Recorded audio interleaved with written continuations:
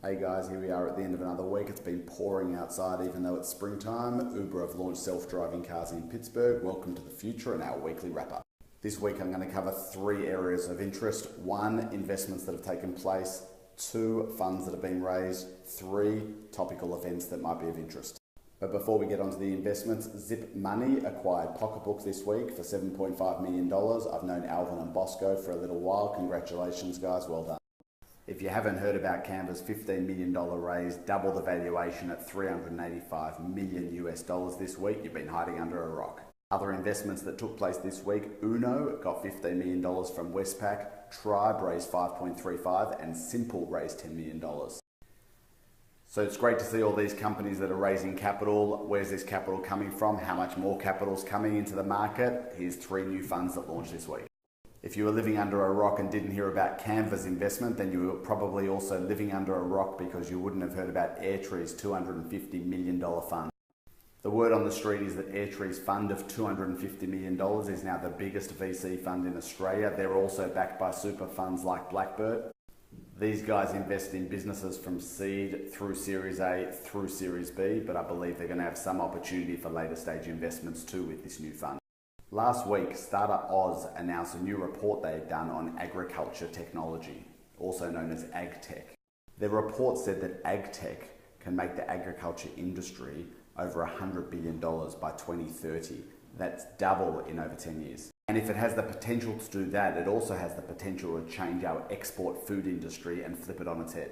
Within days of them launching this report, Artesian Venture Capital launched a new fund focused on agtech in conjunction with the Victorian government. This fund was launched this morning in conjunction with the National Farmers Federation in Geelong, SproutX, $10 million focused on agtech. The Artesian guys have been busy because last week they also announced a clean energy fund of $20 million with the federal government. I feel every week in my weekly wrap-ups, there's another fund launching. It's just every single week, more capital's going into the market. Wondering if you saw the AFR article. The AFR article spoke about the Australian VC drought and how maybe it's starting to not be a drought anymore, but the real hard times start now. While there's a real need for capital and there are founders where that capital will be deployed to, the real challenge starts for investors. I've spoken before that founders have to focus after they've had their investment on execution, and it's really challenging, but you need to celebrate the milestone. But it's the same with VCs. While people think that it's just marble boardroom tables and whining and dining, actually it's really bloody hard to be a VC. You know, when they close a fund, they've raised money from other people. So the challenge for a VC now is to be able to source, analyze, and make the right.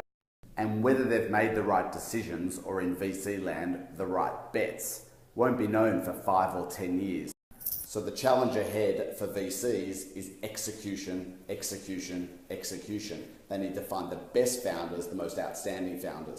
We had another epic week of visitors from overseas coming to Australia to learn about our ecosystem and to share learnings from their ecosystems overseas.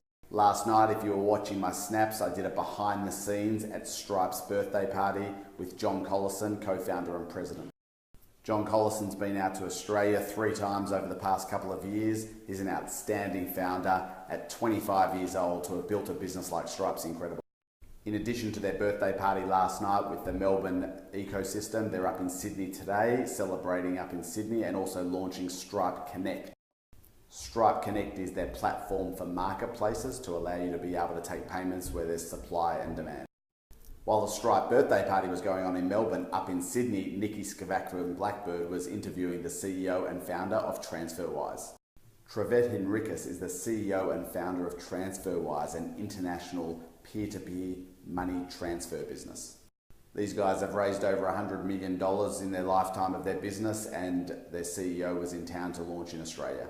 Also worth mentioning this guy, first employee at Skype. If you as a founder are inspired by people like Trevette, first employee of Skype, CEO and founder of TransferWise, together with John Collison, co-founder and president of Stripe, then you should go along to Tech23. This week, Slattery IT announced Tech23, the 23 startups and founders that are going to be presenting at the event on October 11. Thinking back to what I've said on this weekly wrap, I think we were pretty much on trend with Tech 23. There's going to be ag tech, med tech, health tech, AI, and enterprise SaaS. Tech 23 has been going since 2009. It's a fantastic event, great networking, great content, great pictures, and great judges. You should go along. What a massive week in the Australian tech ecosystem. If you're loving my weekly wraps, send out a tweet. Love your work. See you next week.